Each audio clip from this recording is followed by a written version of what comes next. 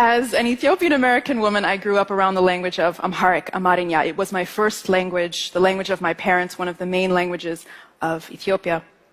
And there are a million reasons to fall in love with this language. Its depth of poetics, its double entendre, its wax and gold, its humor, its proverbs that illuminate the wisdom and follies of life.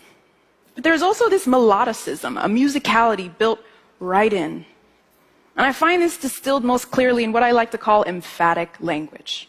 Language that's meant to highlight or underline or that springs from surprise. Take, for example, the word inde. Now, if there are any Ethiopians in the audience, they're probably chuckling to themselves because the word means something like no, or how could he, or no, he didn't. It kind of depends on the situation. But when I was a kid, this was my very favorite word. And I think it's because it has a pitch. It has a melody. You can almost see the shape as it springs from someone's mouth. Inde, it dips and then raises again. And as a musician and composer, when I hear that word, something like this is floating through my mind. Inde, inde.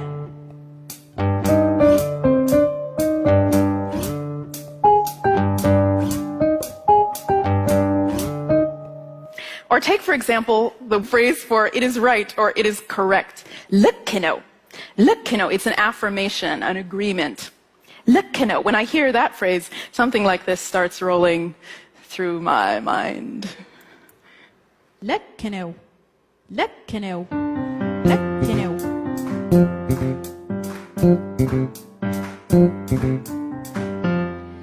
And in both of those cases, what I did was I took the melody and the phrasing of those words and phrases, and I turned them into musical parts to use in these short compositions. And I like to write bass lines, so they both ended up kind of as bass lines. Now, this is based on the work of Jason Moran and others who work intimately with music and language.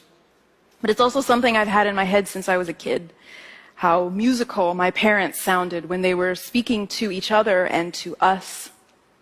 It was from them and from Amarnya that I learned that we are awash in musical expression. With every word, every sentence that we speak, every word, every sentence that we receive. Perhaps you can hear it in the words I'm speaking even now.